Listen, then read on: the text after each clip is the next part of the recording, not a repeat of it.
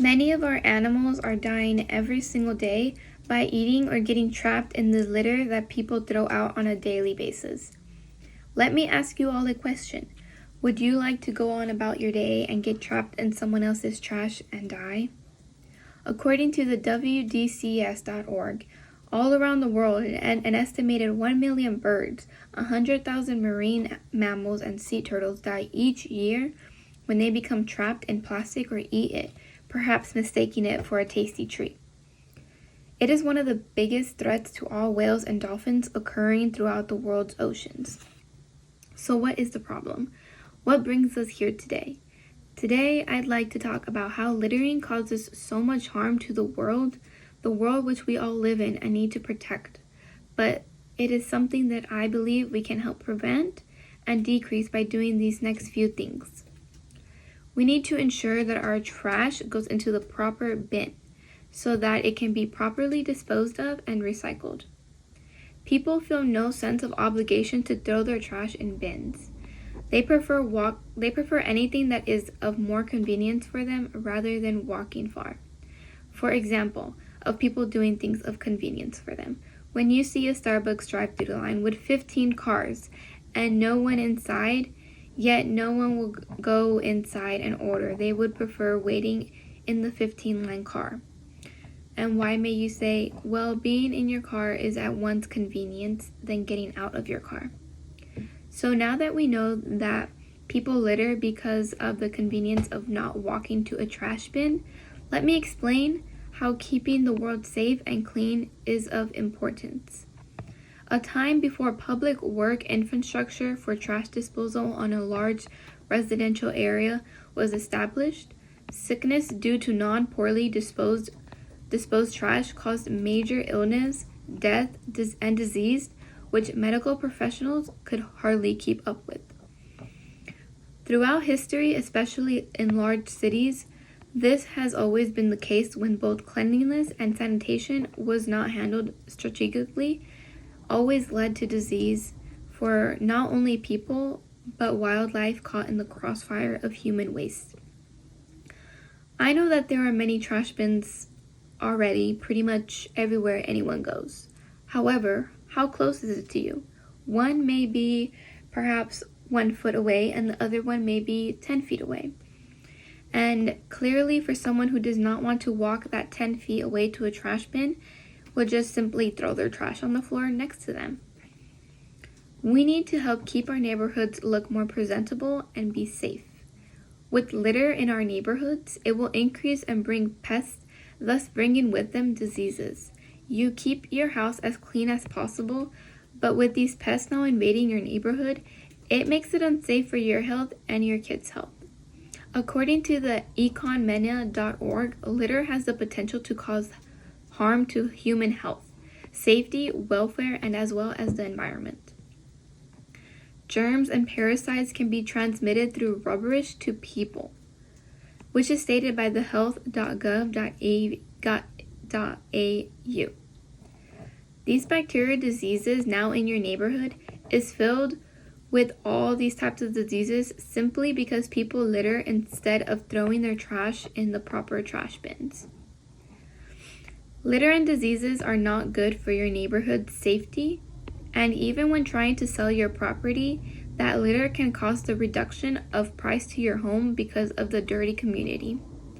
No one wants to buy a home in an unclean, unsafe neighborhood filled with litter all over the place. We need to help keep our aquatic animals safe and our waters clean. Trash can travel through the world's rivers and oceans. The debris harms physical habitats, which then affects of the harmed habitats results in loss of species. Animals will keep on dying and soon become extinct if people do not stop littering.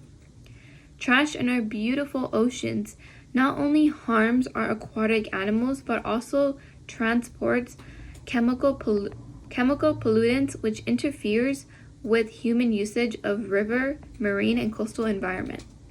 So yes, you littering can be the end of our beautiful oceans and being able to swim in them.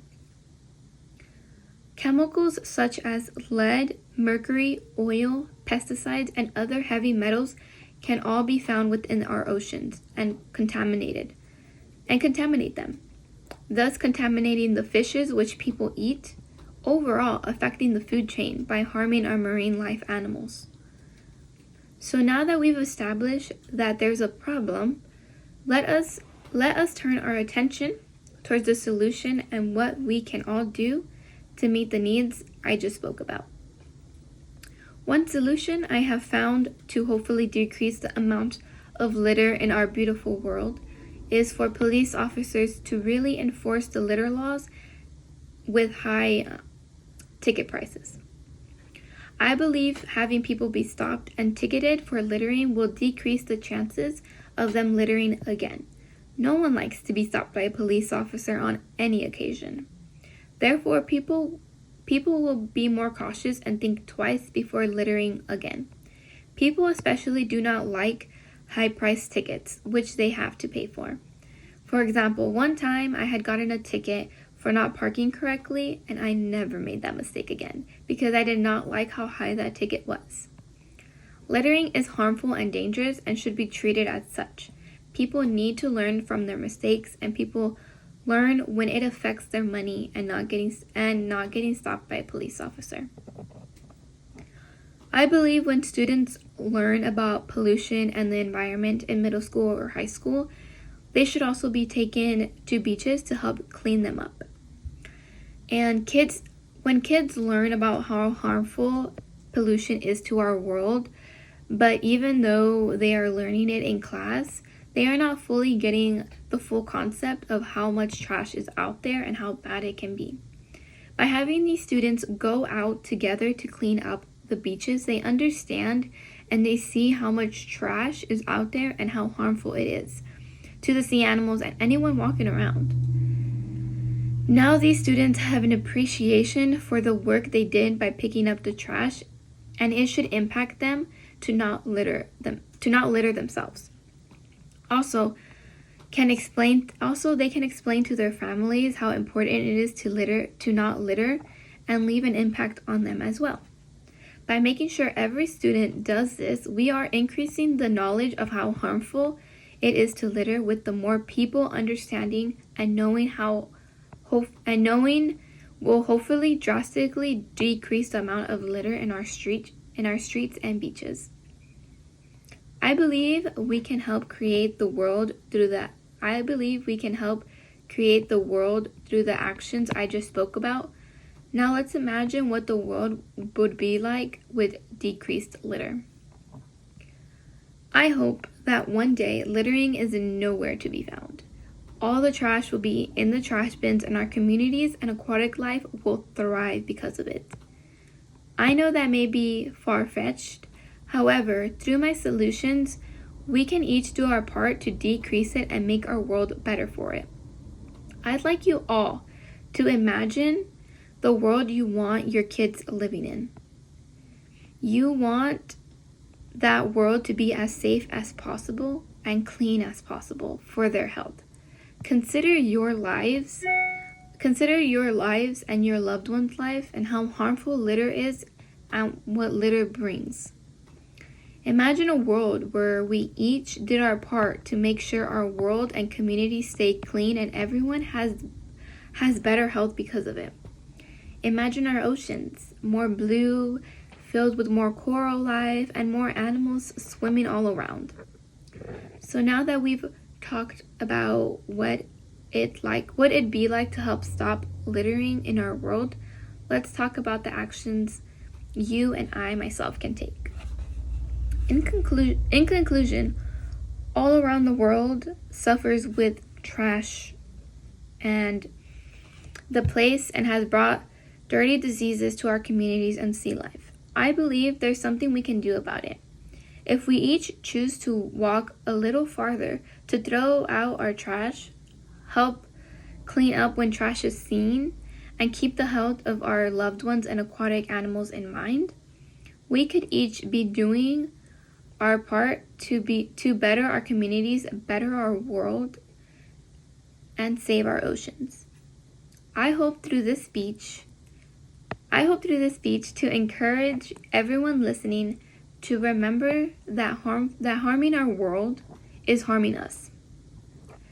Eventually, let's thrive to see more blue, clear oceans. Let's strive to keep diseases out of our communities. And thank you for listening, and I encourage you to do your part.